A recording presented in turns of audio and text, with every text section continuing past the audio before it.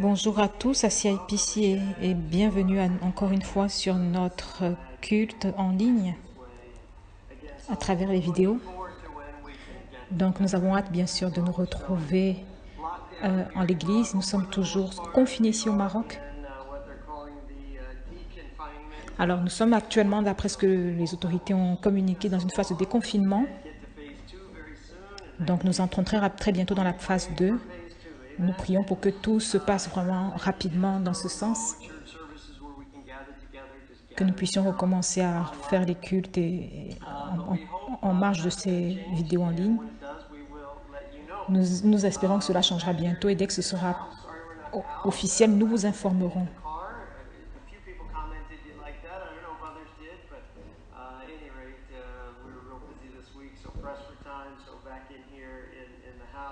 Donc nous sommes de retour à la maison.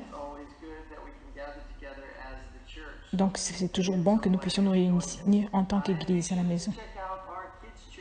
Je vous invite à regarder aussi les vidéos pour l'école du dimanche des enfants. Si vous avez des enfants, je vous invite à les consulter avec vos enfants. Voilà, pour qu'ils puissent être édifiés dans la parole de notre Seigneur. Alors, je vous prie de prier pour nous, Pasteur Christ et Carole. Nous prions pour pouvoir aller aux États-Unis et y aller pour quelques mois, très bientôt. Nous vous demandons, nous n'avons aucune confirmation sur l'ouverture des frontières, peut-être le 10 juillet, mais nous prions de pouvoir vraiment voyager, aller aux États-Unis parce que nos filles se marient en août. Et donc, je vous invite à continuer à prier pour nous. Alors, désolé bien sûr que nous n'ayons pas notre équipe de louanges aujourd'hui en ligne. Et donc j'ai vu là un groupe en fait de louanges en français. Je n'en avais jamais entendu parler auparavant. Il s'appelle Impact. Donc, et je vais vous mettre quelques liens, en plus de liens de leur page, de quelques chansons. Celui que mon cœur aime, une de leurs chansons, et je veux proclamer.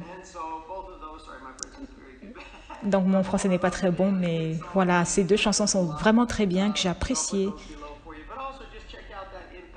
Et aussi, regardez cette chaîne Impact Music sur YouTube. Et donc, merci encore à tous ceux qui nous ont donné pendant ces temps de Covid. Alors, nous avons parlé la dernière fois de comment ils ne pouvons servir deux dieux, à la fois Dieu et Mammon. Voilà. Et donc, qu'il faut mettre Dieu en premier. Alors, je vais vous parler aujourd'hui de comment le monde nous enseigne de gérer l'argent, alors que la Bible nous enseigne une autre façon de gérer l'argent. Donc, comprenons ce que Dieu nous enseigne à travers sa parole sur la façon de gérer l'argent, à travers le don, à travers les dîmes. Quand nous donnons dans le monde, nous pensons que nous avons moins, alors que selon Dieu, quand nous donnons, nous recevons plus. Donc, nous ne devons pas être juste des personnes qui donnent leur dîme, mais qui doivent être généreuses. Nous ne devons pas bien sûr donner pour recevoir, mais donner avec un cœur sincère, un cœur qui a de l'amour pour Dieu. Dans le système de Dieu, c'est absolument, c'est une loi absolue. Quand vous donnez, vous recevez. Et cela nous amène donc à accroître bien sûr, accroître ce que nous avons. Alors j'avais cette idée justement du système du monde concernant l'argent et celui de Dieu. Et c'est vrai qu'il y a toujours un lien parce que il s'agit d'argent qui est imprimé par le gouvernement.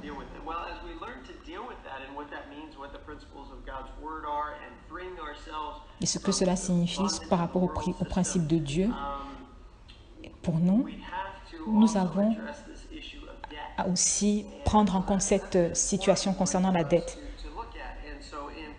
Et donc, dans Proverbe 22, 7, il est dit « Le riche domine sur les pauvres, et celui qui emprunte est l'esclave de celui qui prête. » Donc le riche domine sur les pauvres et celui qui emprunte est l'esclave de celui qui prête. Donc nous ne voulons pas être des servants de l'argent ou du monde, nous voulons être servants de Jésus-Christ. Et donc nous ne devons pas emprunter de l'argent. Alors, je ne pense pas que ce soit vrai, hein, certains le disent, mais Dieu nous dit qu'il veut nous bénir de manière à ce que nous puissions prêter et non pas emprunter. Parce que l'emprunt, en fait, est intrinsèquement, comment dire, négatif, alors que le prêt est intrinsèquement positif, si je peux m'exprimer ainsi. Nous devons faire attention à cela, sachant que justement celui qui emprunte est l'esclave de celui qui prête. Donc quand nous empruntons, nous devons prendre en considération les conséquences de cet emprunt, que ce soit la banque, que ce soit une organisation, que ce soit une personne physique. Parce que nous allons au travail pour gagner de l'argent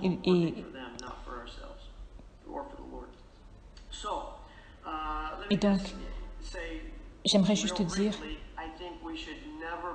je vous souhaite de ne pas avoir à emprunter de l'argent.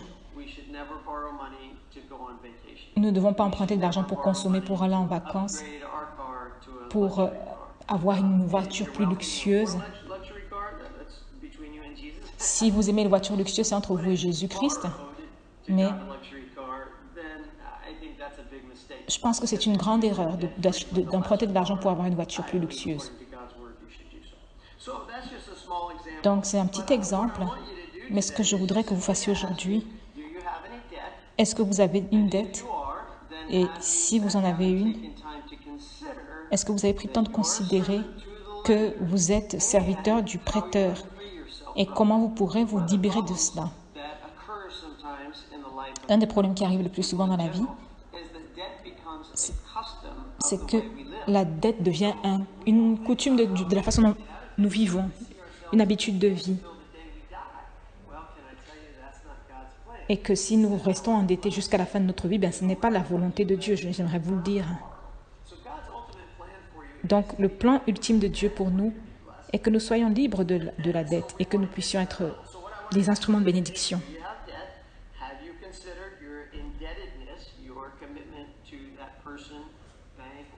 Alors, est-ce que vous avez justement pris en compte toute dette que vous puissiez avoir et avez-vous pris du temps pour planifier, voir comment vous pourrez rembourser cette dette au plus vite?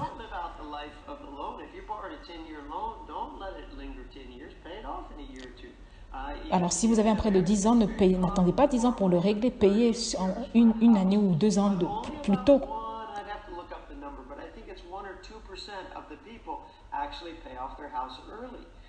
Donc, il y a à peu près 1 à 2% de personnes qui paient leur maison plus tôt que le délai escompté pour leur crédit.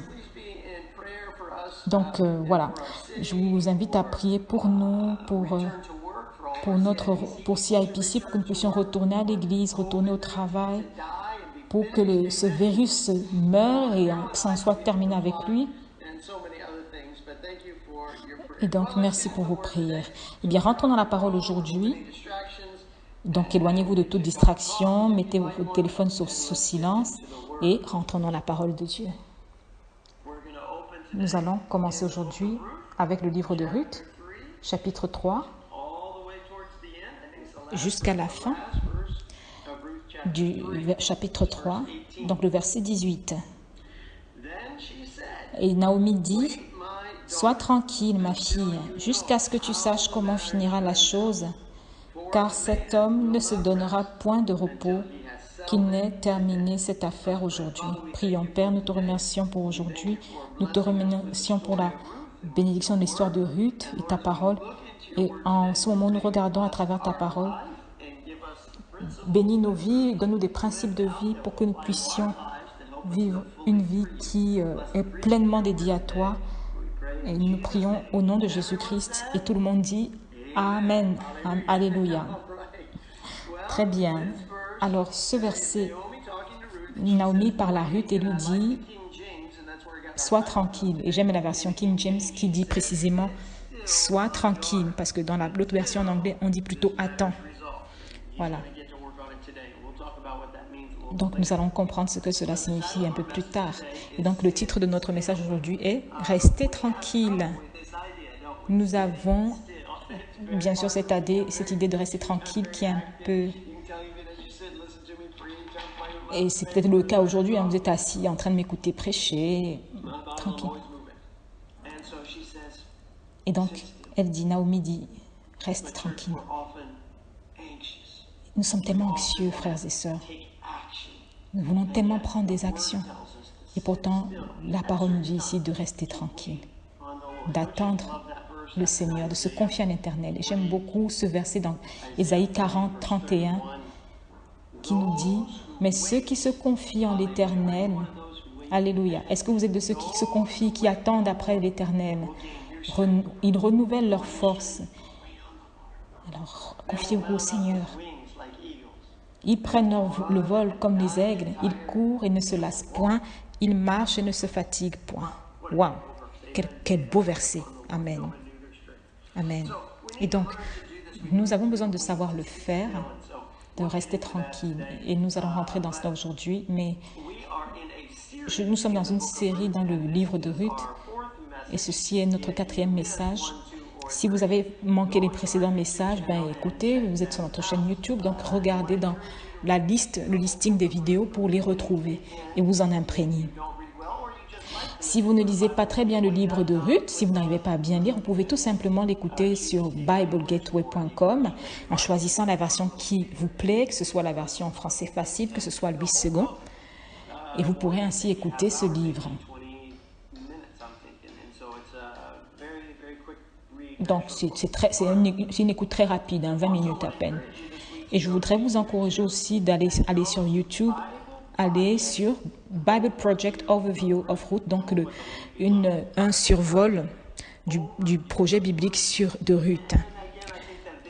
Et je pense que cette vidéo a à peu près 7 minutes, voilà, qui vous donne un petit peu un aperçu du contexte de l'histoire de Ruth. Et donc, nous allons rapidement résumer nos précédents messages. Et donc, le premier message était les mains vides. Comme nous avons ouvert le livre de Ruth, nous avons vu plusieurs personnages qui étaient un peu autour de ce caractère qui est Naomi. Hein. Et donc, cela commence avec Naomi, dont le nom signifie qui souffre beaucoup et qui souffre beaucoup. Son nom est pourtant agréable. Donc, elle est brisée émotionnellement, spirituellement, financièrement.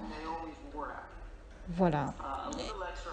Et nous avons ensuite son mari, Elimelech, qui est Dieu est mon roi, dont le nom signifie Dieu est mon roi, et ses enfants Machlon, qui signifie maladif, et Kiljon, qui signifie chétif ou frêle. Et nous avons vu qu'ils ont épousé 2 femmes, Orpa, qui signifie serre, et Ruth, qui signifie beauté. Nous avons vu qu'ils viennent de Bethléem de Juda, qui signifie la maison du pain et de la louange, pour se rendre à Moab, ville qui signifie les toilettes, le pot de lavement. Parce qu'il n'y avait à ce moment-là pas de pain, il y avait une famine en fait à Bethléem de Juda.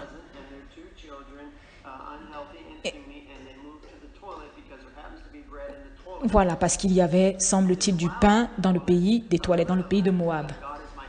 Voilà. Et donc, Elimelech, dont le nom signifie Dieu est mon roi, meurt, et ensuite les 2 fils de Naomi meurent. Voilà. Tous meurent dans le pays de Moab. Et donc, Naomi se retrouve, qui n'est plus désormais agréable, mais qui est totalement brisée. Et elle décide ainsi de retourner dans son pays, voilà, Bethléem de Juda. Et donc, en lisant l'histoire, nous nous rendons compte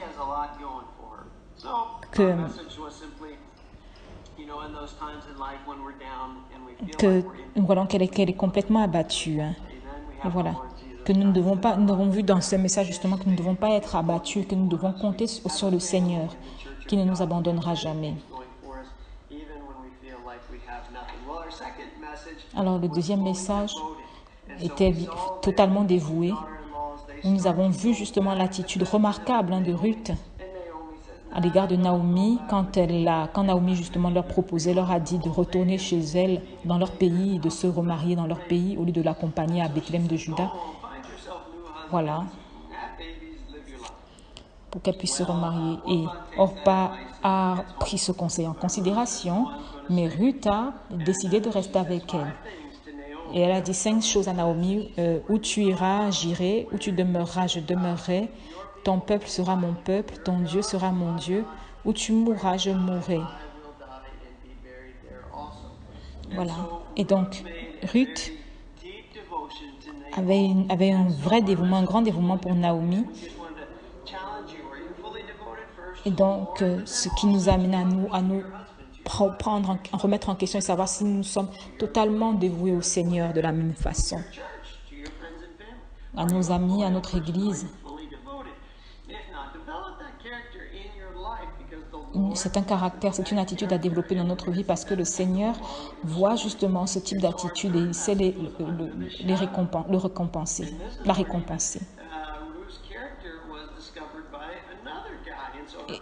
Et donc, nous avons vu que ce personnage de Ruth a été découvert par un autre personnage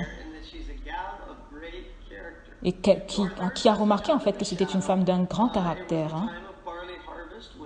Donc nous sommes là dans le 3e message dont le titre était Sous l'ombre, où nous avons vu justement Boaz, dont le nom signifie en lui est la force, qui l'a vu justement en train de glaner dans le champ d'orge.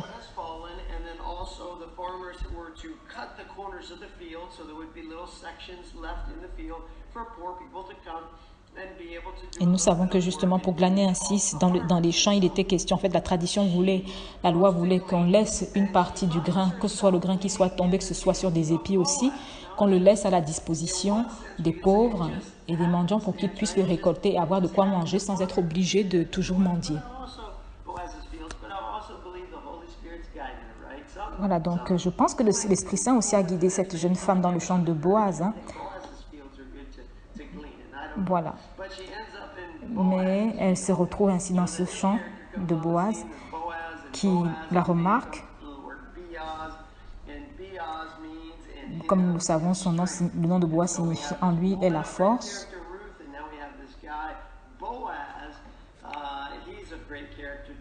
Qui est voilà, un homme de grand caractère et qui est aussi un homme très riche. Voilà, et qui est aussi de la famille de Naomi, ce qui devient important justement dans notre message aujourd'hui.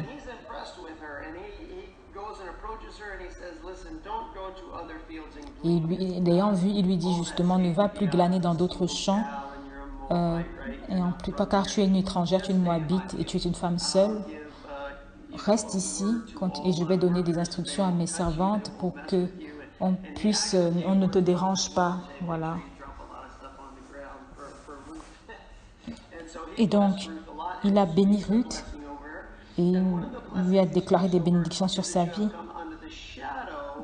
Une des choses qu'il lui a dites justement dans les bénédictions, c'est qu'elle puisse se retrouver, qu'elle soit sous l'ombre des ailes de l'Éternel, qu'elle soit sous la protection et la bénédiction de Dieu en somme. Voilà, donc être sous l'ombre du Seigneur est la meilleure des choses qui puissent lui arriver. Voilà, nous voulons tous être justement à l'ombre du Seigneur, sous sa protection. Et donc, étant sous l'ombre de Dieu, tout se passe bien pour elle. Tout se passe, voilà, tout tourne à son avantage, si on peut le dire ainsi. Si vous avez des difficultés, si vous êtes dans une situation difficile comme Naomi, nous passons tous par des situations difficiles. Hein? Mais dans ces temps, faisons cette déclaration, cette confirmation au Seigneur que je viens sous l'ombre des ailes du Seigneur et il me protégera, il me bénira, il pourvoira mes besoins. Et donc nous terminons nous avons terminé en vous encourageant à lire le psaume 91. Donc, vous l'avez lu la semaine dernière, j'espère, qui explique en détail justement comment nous retrouvons à l'ombre des ailes du Seigneur, de l'aile du Seigneur. Donc, nous disons Ruth chapitre 3.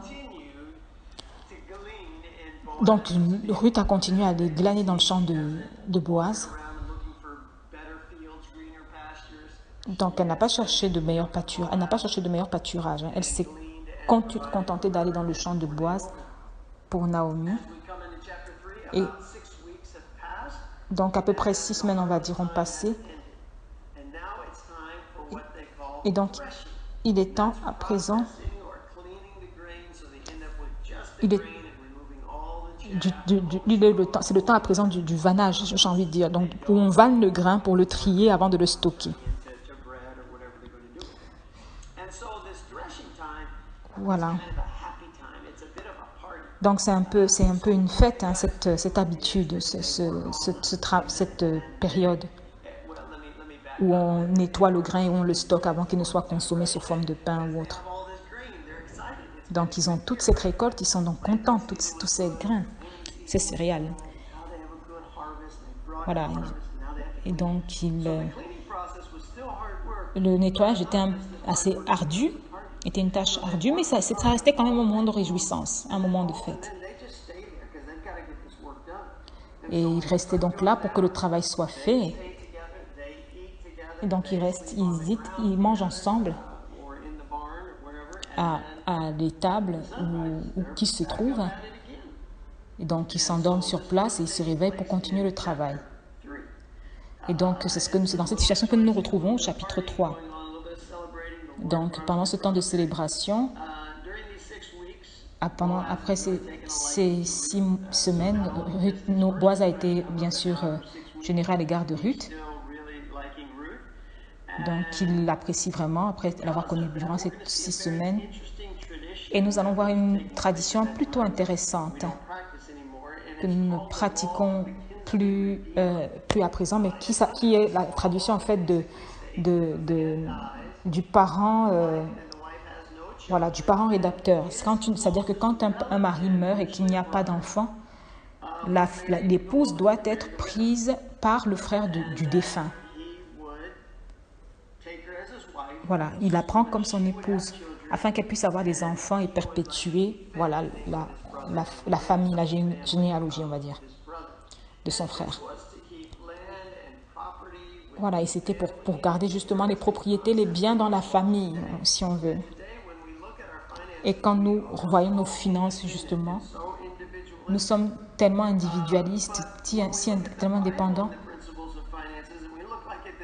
Mais quand nous regardons ce chapitre, nous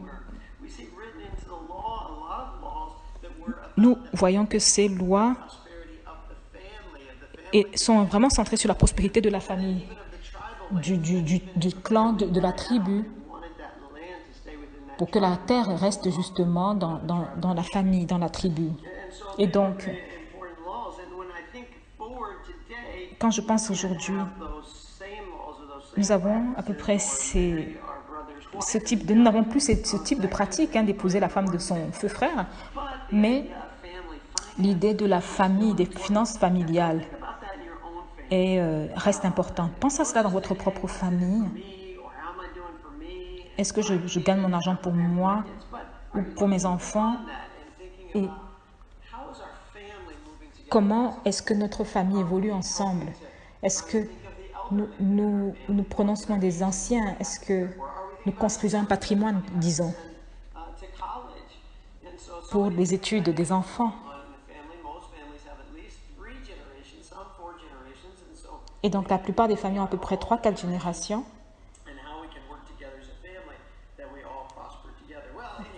Nous pouvons travailler en tant que famille qui prospère tous ensemble.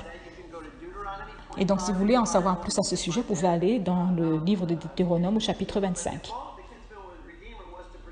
Et donc, cette loi, justement, du parent rédempteur était pour protéger, en fait, la veuve qui n'avait pas d'enfant et qui venait de perdre son époux. Voilà.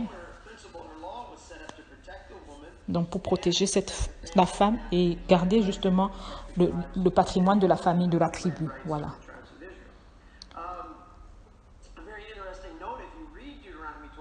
Et donc, si vous lisez Deutéronome 25, que ce droit n'était pas le droit du frère, mais le droit de la femme. Donc, elle avait le droit d'accepter cela ou de le refuser. Et donc, vous le verrez justement en le disant que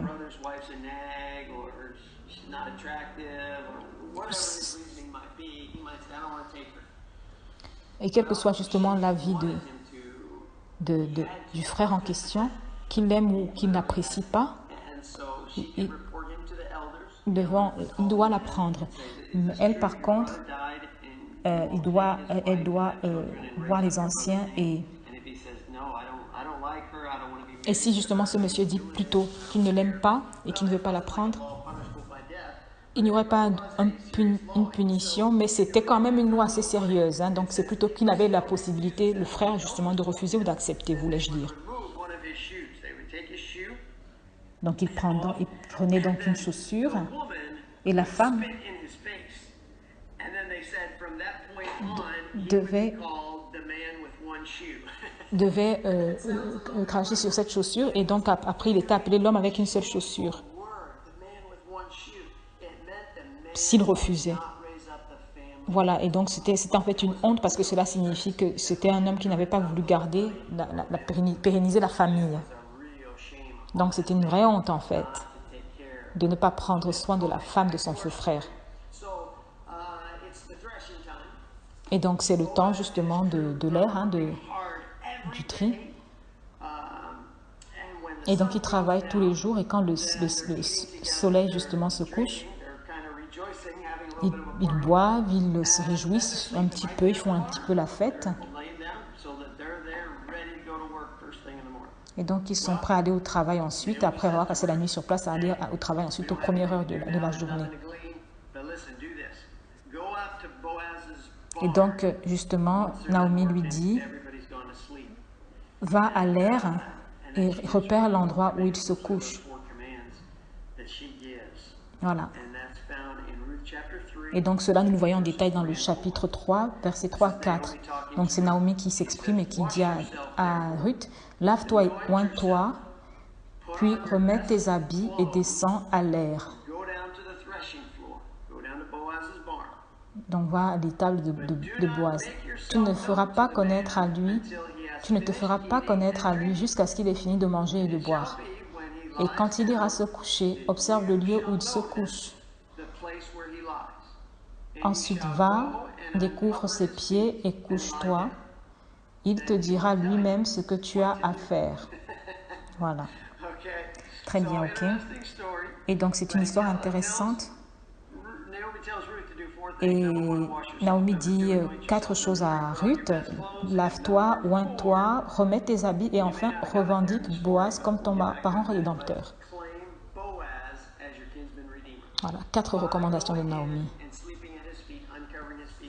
Voilà, en dormant à ses pieds.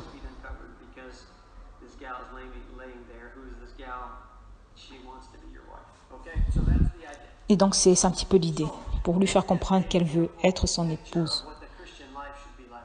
Et donc, c'est un peu une image de ce que la vie chrétienne doit être, que nous devions nous laver dans le sang de l'agneau, totalement lavé. J'aime beaucoup cette chanson, « Êtes-vous lavé ?» Et nous voulons, évidemment à travers la prière, confesser nos péchés et être lavés par le sang de l'agneau. Tous nos péchés, ils sont lavés. Ils ne sont plus couverts. Ils sont enlevés. Et donc nous voulons être lavés. Et bien en deuxième point, devons être oints. Le Seigneur a un but pour nous.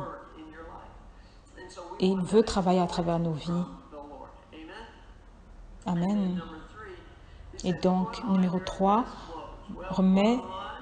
mets tes plus beaux habits. Et donc, revêtons-nous de la justice de notre Seigneur, que nous recevons du Seigneur. Parce que nous sommes sans péché, car il nous a justifiés lui-même. Et donc, nous revêtons justement cette justice. Amen. Afin que nous puissions réclamer notre position de justifié en tant qu'enfant du Seigneur, du Roi des Rois, du Seigneur des Seigneurs, notre Seigneur. Voilà, cette position que Dieu a pour nous. Alors, en lisant à travers Ruth chapitre 3, parfois certains ont une interprétation sexuelle de ce qui s'est passé. Je voudrais vous amener à réaliser que Ruth, voilà, il y a beaucoup de femmes dans cette étable, hein, donc elle n'est pas seule avec Boaz. Donc il n'y a aucune relation sexuelle qui se passe ici, aucune relation intime, c'est juste une coutume. Et en lisant à travers le chapitre 3, vous voyez qu'il n'y a pas justement de mention de ce type d'agissement. Nous voyons qu'ils ont mangé, qu'ils ont bu, après avoir mangé, après avoir travaillé. Et donc, Ruth est venue après que Boaz soit endormi. Voilà, et elle s'est couchée à ses pieds. Et donc, il s'est réveillé, il a regardé à ses pieds, il l'a vu. Et il fait tellement sombre dans l'étable qu'il lui dit, qui est là? Elle dit, je suis Ruth, ta servante, la belle-fille de ta parente. Mais dans la version... Et dans la version originale, en fait, elle lui dit exactement, je suis Ruth, tu es mon rédempteur. Et donc, en lisant ce texte, il dit, qui est-ce? Et elle répond, je suis Ruth, tu es mon rédempteur. Et donc, c'est très fort parce que quand elle dit cela, ce qu'elle dit, c'est, elle lui dit tout simplement, épouse-moi. Et nous voyons justement que ça peut peut-être faire un petit peu allusion au fait qu'une femme propose le mariage à un homme. En quelque sorte. Hein. Si vous allez dans la traduction de la Bonne Nouvelle, donc ça est traduit de cette façon. Alors la traduction hébraïque originale, hein, c'est « Tu es mon rédempteur ». Et donc, dans d'autres traductions comme celle de Good News, de Bonne Nouvelle, c'est « Je suis Ruth et veux-tu m'épouser ?» Donc, il n'y avait rien de sexuel qui s'est passé durant ces circonstances. C'était juste qu'elle a proposé « Est-ce que tu veux bien me prendre comme ton épouse ?» Et nous le voyons au chapitre 3, verset 11, ce que Boaz lui répond « Maintenant, ma fille, ne crains point, je ferai pour toi tout ce que tu diras. » Donc, il lui a répondu, oui, je le veux, car toute la porte de mon peuple sait que tu es une femme vertueuse. Wow. Et donc, Boaz lui répond, oui, Ruth, je veux t'épouser, je t'épouserai. Et nous le voyons ici aussi, une très belle phrase dans Proverbe 31, 10, qui nous dit, qui peut trouver une femme vertueuse? Et donc, nous avons tout un message de ce type. Nous devons être, vous devez être des femmes d'excellence, chères sœurs. Dire, je suis une femme d'excellence dans tous les aspects de ma vie. Alors, et si vous le souhaitez, vous pouvez aussi vous demander dans quels aspects de ma vie je ne peux pas dire cela. Et essayez de corriger cela dans votre vie. Que vous puissiez changer cet aspect dans votre vie. Que nous soyons tous des personnes d'excellence. Des femmes vertueuses, que ce soit dans les finances, au spirituel, dans le travail. Nous devons poursuivre l'excellence. Dans tout ce que nous sommes et dans tout ce que nous faisons. Et donc, comme Ruth l'était. Et donc, Boaz lui dit, je t'épouserai. Alors, regardons là au verset 12. il lui dit, parce que là nous voyons qu'il y a un problème, hein, il est bien vrai que j'ai un droit de rachat, mais il en existe un autre plus proche que moi.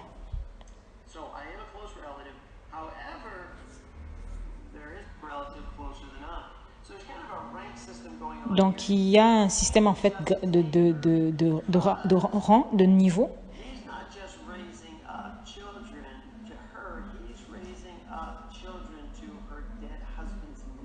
Voilà, donc il ne prend pas seulement en compte les enfants qu'il aura avec elle, mais aussi il doit élever les enfants au nom de son frère. Or, il y a cependant quelqu'un qui est plus proche dans la lignée de Naomi et donc qui passe avant lui dans le droit de rédemption, si je peux, le droit de rachat.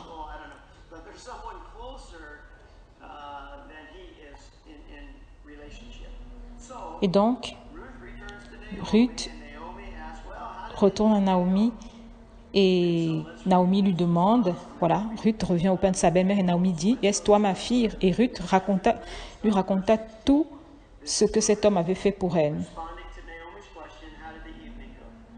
Voilà.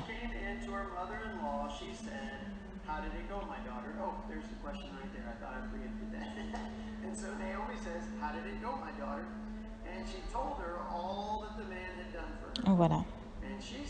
Et verset 17, elle lui dit, « Il m'a donné ces 6 mesures d'orge en disant, tu ne retourneras pas vide vers ta belle-mère. » Et donc, Naomi dit, « Sois tranquille, ma fille. » Voilà, comme on dit dans la version King James, « Reste tranquille. » Voilà, donc, « Sois tranquille, ma fille, jusqu'à ce que tu saches comment finira la chose, car cet homme ne se donnera point de repos qu'il n'ait terminé cette affaire aujourd'hui. » Qu'il épousera Ruth, voilà. Donc c'est un moment voilà, assez particulier, assez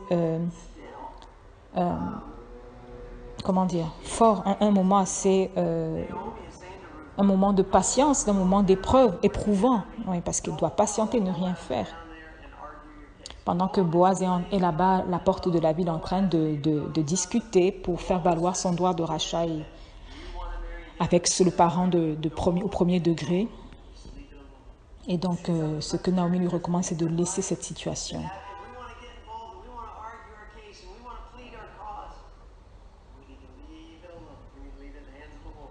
Voilà, et elle nous demande tout simplement de le laisser entre les mains du Seigneur, très clairement. Voilà. Donc, restez tranquille.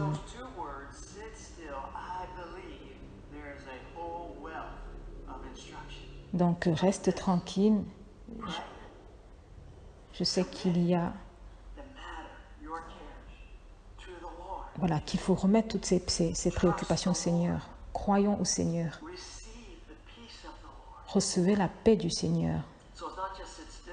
Donc, ce n'est pas juste rester tranquille. Vous pouvez prier, vous pouvez recevoir sa paix. Alléluia.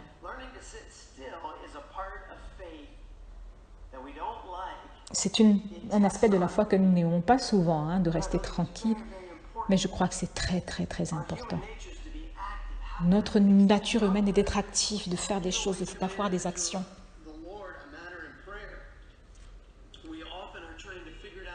Et nous essayons par nous-mêmes de savoir comment ça pourrait être arrangé, ça pourrait être réglé. Nous devons rester tranquilles. Et dans Hébreux chapitre 4, nous en parlons. Hein. Il parle d'un repos en fait. Hébreux 4, 10, 11. Voilà, juste ces versets-là. Car celui qui entre dans le repos de Dieu se repose de ses œuvres, comme Dieu s'est reposé des siennes. Parlant justement de Dieu qui s'est reposé le 7e jour après la création.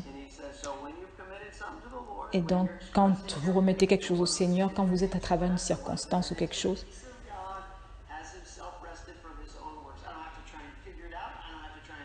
donc ne pas essayer de le régler, de le résoudre par nous-mêmes, juste rester tranquille, entrer dans le repos, dans la prière et remettre à Dieu.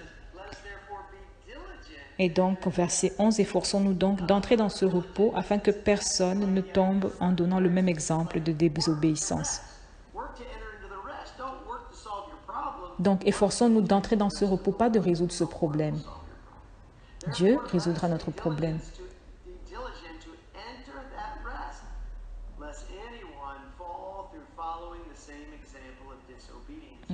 Même exemple de désobéissance. Ne pas rester calme, justement, ne pas entrer dans le repos, c'est de la désobéissance. Est-ce que vous essayez de le régler par vous-même? Donc, je ne sais pas ce à quoi vous faites face en ce moment. Peut-être que c'est à cause de cette crise du COVID-19. Est-ce que vous avez des challenges à faire remonter, à faire redémarrer vos activités, trouver du travail, si vous avez perdu du travail, je ne sais pas. Quel que soit ce à quoi vous faites face, restez calme. Rentrez dans le repos du Seigneur. Et cela ne signifie pas être inactif complètement ou être couché sur vos canapés à ne rien faire, non. Il s'agit d'avoir la paix de l'esprit, que le Seigneur est à l'œuvre. Et alléluia. Et donc, prenons cela en exemple. Parlons du retour au travail. Si vous avez besoin d'un travail, vous devez sortir pour le chercher. Mais pendant que vous le faites, allez en paix. Le Seigneur travaille pour vous. Il va ouvrir des portes, des opportunités pour vous. Voilà, un endroit que vous pouvez recevoir ces bénédictions. Et donc, entrez dans le repos du Seigneur. Laissez cette paix qui dépasse toute intelligence. Gardez votre cœur. Voilà. Alors, en terminant aujourd'hui, nous allons terminer en voyant que justement Boaz s'apprête à devenir l'époux de Ruth, son rédempteur, comme Jésus a été notre rédempteur.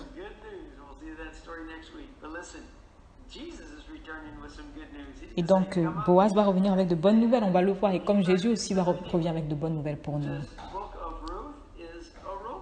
Donc, ce livre de Ruth est une romance. Et notre relation avec Dieu aussi, c'est une romance, car Dieu nous aime et il s'est donné pour nous racheter. C'est notre rédempteur. Alors, je voudrais qu'on termine avec Romains chapitre 5, que je le retrouve rapidement. Verset 8. Mais Dieu prouve son amour envers nous en ce que, lorsque nous étions encore des pécheurs, Christ est mort pour nous. Alléluia. Et donc, nous n'avons pas à être nettoyés pour aller devant Jésus, pour suivre Jésus. Nous suivons Jésus et c'est lui qui nous lavera, qui nous nettoiera. Voilà, Dieu prouve son amour envers nous. En ce que lorsque nous étions encore des pécheurs, Christ est mort pour nous. Alléluia. Jésus est allé à la croix sans rien, aucune promesse à partager, on va dire. Pour nous montrer juste cet amour, que Dieu a tant aimé le monde qu'il a donné son Fils unique, afin que tous ceux qui croient en lui ne périssent point, mais qu'ils aient la vie éternelle. Donc Dieu démontre ainsi son amour pour nous. Et quand nous étions encore des pécheurs, Christ est mort pour nous. Donc je voudrais que vous n'oubliez pas, en terminant ce culte, que Dieu vous aime tellement et que Jésus est mort, Christ est mort pour vous. Soyez une personne d'excellence, comme Boaz, comme Ruth. Gloire à Dieu. Eh bien, terminons en prière. Nous avons prié la semaine dernière pour ceux qui ont besoin d'un travail. Et surtout en cette saison du COVID-19, avec toutes ces restrictions qui s'allègent un petit peu, qu'ils puissent trouver une opportunité de travail. Et je voudrais aussi prier sur ce message. Même si nous sortons de là pour cogner aux portes pour chercher du travail, que nous n'ayons pas cette anxiété, que nous soyons dans la paix du Seigneur, dans son repos. Amen. Prions. Père, je te remercie aujourd'hui pour cette histoire de Ruth Et je vois que c'est une histoire d'amour, une romance. Et que notre histoire aussi avec toi, c'est une histoire d'amour.